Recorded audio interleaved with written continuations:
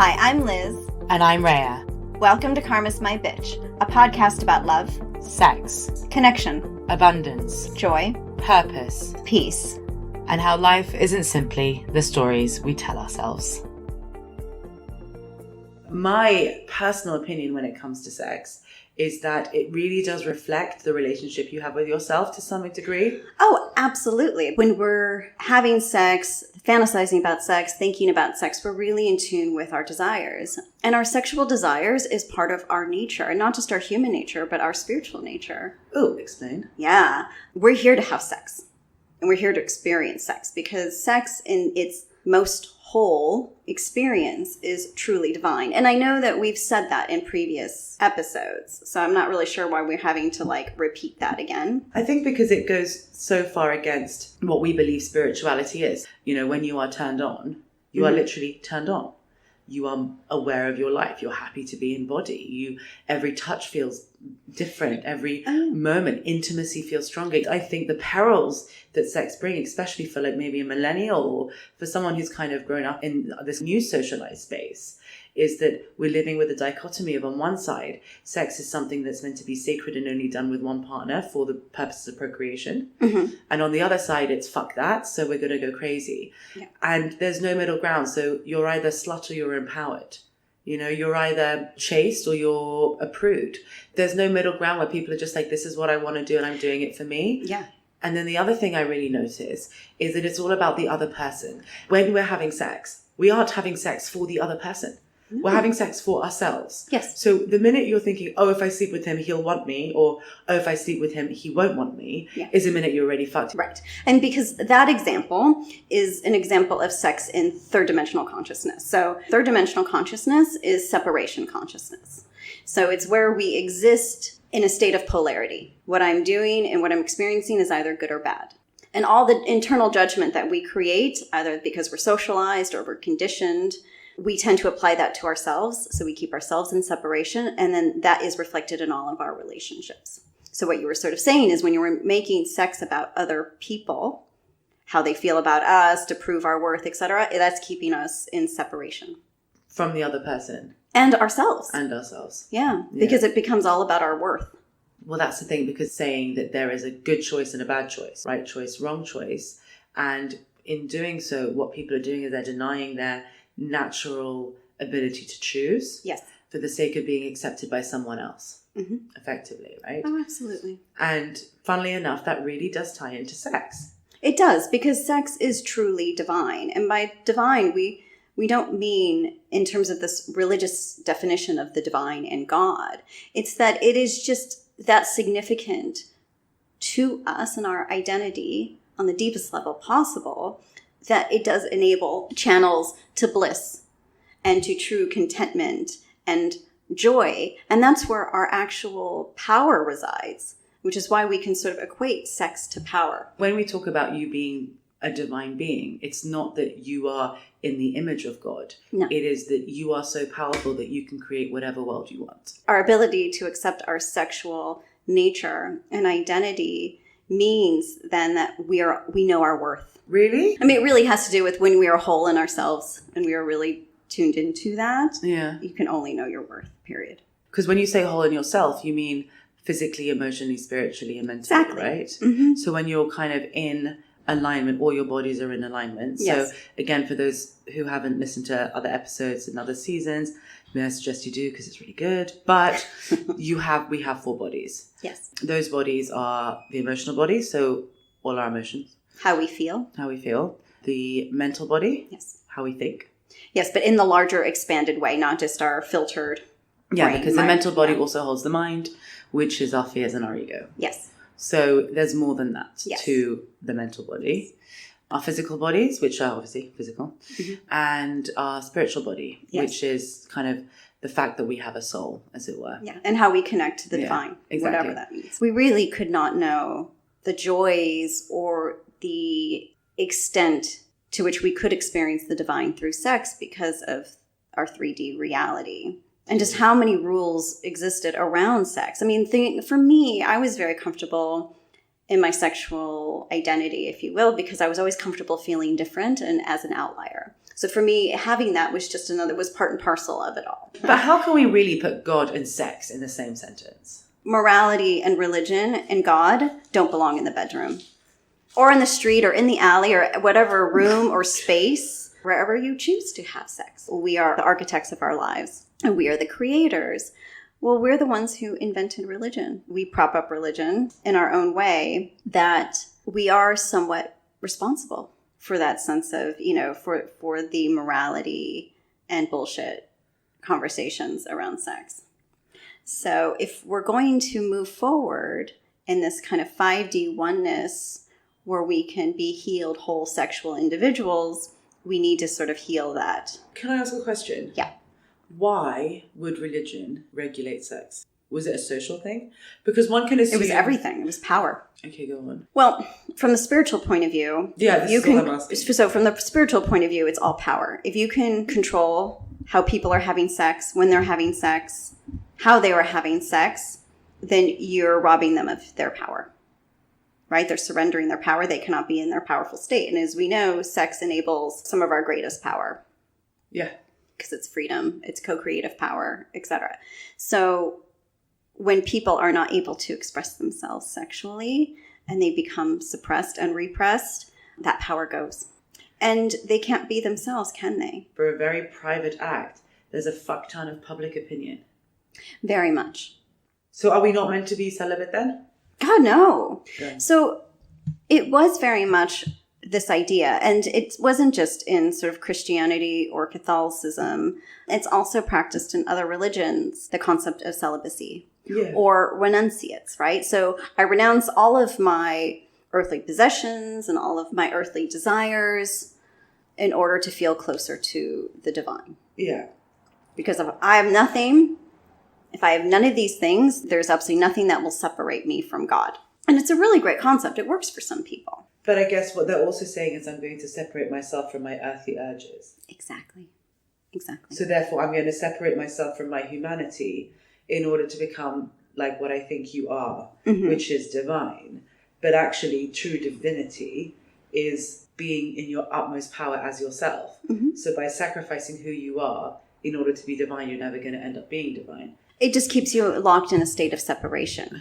Now, to be fair, there will be people who will continue to come into this world and hold a space as a renunciate, because there are people who are going to have to hold space for faith, right? That it's part of their purpose or their mission to represent and hold that pillar, if you will. As we discussed, the 4 pillars of trust, one of them being faith. And that will come into the next episode, actually. Okay. And why that's still important. But if we don't remove religion from the sex conversation, we will continue to have a very distorted view of sex. But what about for all these people who don't buy into religion? Then good for them. Then they're off to a better start. Yeah, but they still have the same fucked up views on sex. Yeah, because that's the socialization, right? As opposed to the sort of the religious influence. It's the social influence, which is it's really difficult to have one without the other. It just spills over. Well, the thing is, if everything is a choice, then sex is a choice too, right?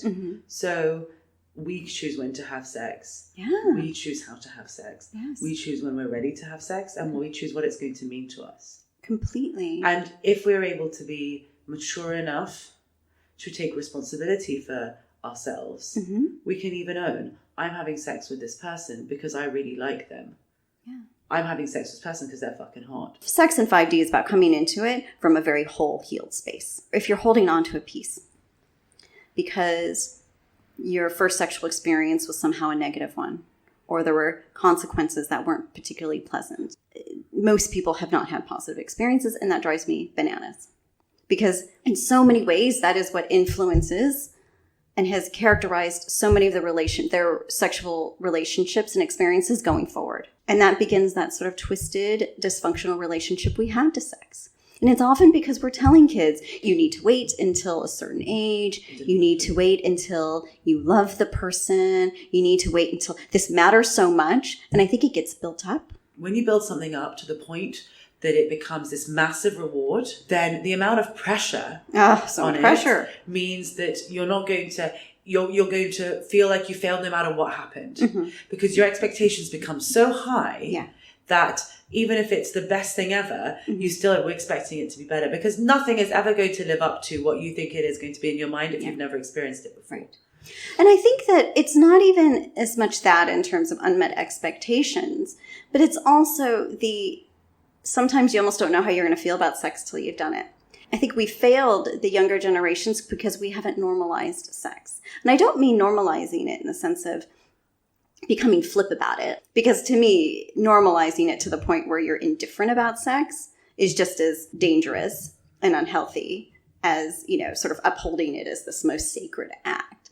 It is a sacred act because it is an expression of our most divine selves. But that doesn't mean that in expressing that divine self, I need to go and find somebody who's also their divine self. And then we need to be super magical together. And then it's going to be so amazing. Again, okay, that's where your point comes in then. The expectations go unmet. If we are really in our own power and we are in our most divine self, in all likelihood, we are going to attract that person. That we don't need to go scouring the city to be able to go meet them. Energetically and vibrationally, we'll tend to find each other because that's how the energy works, right? So if I'm in 5D and I'm sleeping with someone, are they in 5D too? Not necessarily, but their vibration can be compatible enough with you. Okay, so otherwise I wouldn't be able to sleep with them. Right. It's true, because I feel like my most divine self when I'm writing. That's not a sacred act but it's in still any way, but it's sacred to me. Yeah, I think writing is definitely sacred, but yes, it is. And it's because it's a creative act. Right? Yes. So then some people might feel they're most divine when they're playing the guitar or when they're going on a nice walk. Or maybe Kiara feels her most divine when she's doing a sit-up. I don't know. We should ask her. Yeah. But at the end of the day, it's all the same, right? Because they're all expressions of our joy. And sex is an expression of joy and of love. It is. So why would we treat it as some kind of disposable thing? I think because it got so perverted. Completely perverted. And everything happens where you go from one end of the spectrum to the other. So where it becomes something so sacred that is basically, let's be honest, a tool for power. Men having power over women, women having power over men. Yeah. Everyone's just shitting power at each other, right? And withholding it and succumbing to it. Then it goes the other way to disposable. Because I think what we're seeing a lot of as people are really divesting themselves, sex is going to become a bigger part of the conversation as we really explore what kind of relationships we want and what we're capable of having in 5D, which is just going to look so different. As we discussed in the previous season, there's going to be a new relationship paradigm. And sex is going to be a big part of that conversation, but not in the way that we had it for years and years and years. Because the reason we were talking about it the way that we were was because of all this religious conditioning. But when we've cast off a lot of our issues, sex is going to look very different. We're not who we choose to have sex with. And 3D, we were often using that as a guide, as a measuring stick. I'm fucking this really hot man. That must mean that I'm somehow really hot or amazing or sexy. Again, if we're 5D people, that shit's not going to matter. It's going to be, I'm whole in myself, you're whole enough in yourself. And when we come together, there's something being magnified in this experience that's going to leave us feeling even more blissful and joyful and not needy and wanting. What I've noticed of late is I don't necessarily think of just how am I going to feel in the act, but I also think how am I going to feel afterwards? Yeah. And if I don't think I'm going to feel good afterwards, then I'm not going to do it. No. Because I know what it's like to have physical interactions with people and be left feeling pretty shit. Yeah. Now, doesn't mean I don't take risks. And it's worth taking risks when it comes to sex. Risks that you feel capable of taking, not because somebody else did it and it worked out for them. No. It's always coming from that internal gauge that we have of this is what I can manage. When you know yourself well enough, when you are so clear in your desires, when you've healed a lot of your shit, a lot of that stuff just becomes second nature. I know what I'm doing. And I know in that bigger knowing sense is in the other pillar of trust, which is knowing. I just know this is going to work for me. Yeah. I know this is part of some story and it's all good. So the thing is, a lot of people haven't dealt with it. They still carry it over and over and over again. Yeah. And what have we said? This is the lifetime to end our 3D lives.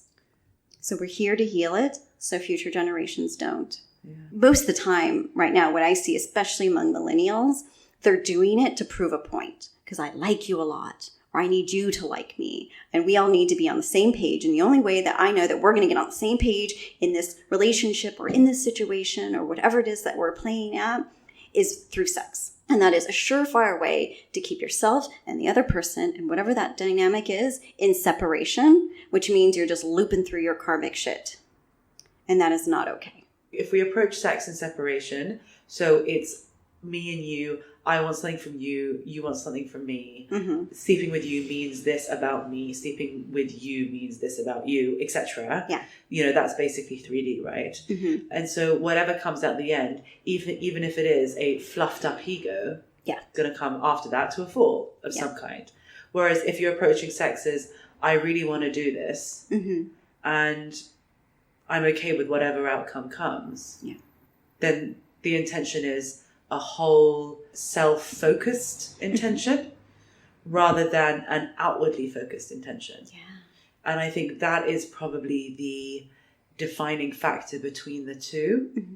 And whatever happens next, it's not going to make me feel worthless because it was my choice. Yeah. So, and it's very key that you said that about your worth. Again, it always plays into it. Yeah. Are we putting our self-worth on the table when we have sex? That's a huge question for people to ask because that's usually what will tell you whether you're in 3D or 5D. Basically, yeah. If something that happens afterwards is going to make you feel worthless, then the answer is yes, you are. Right?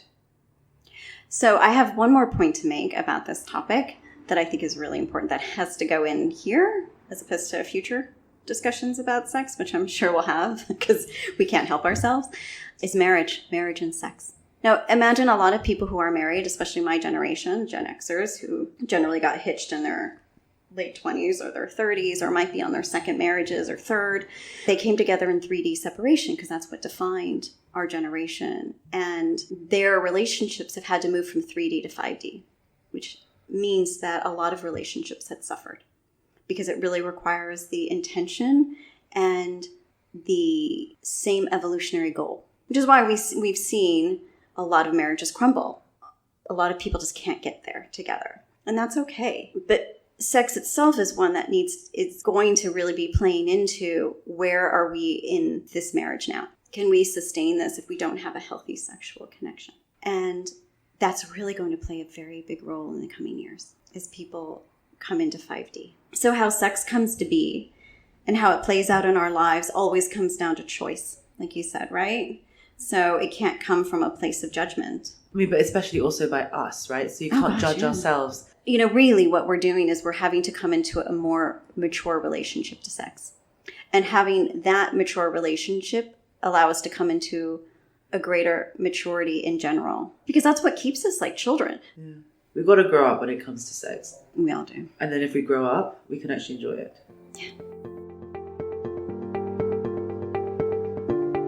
Thank you for listening. For more information, articles, and inspiration, find us at karmasmybitch.com and at karmasmybitch.insta. And if you liked what you heard, please subscribe and leave us a review.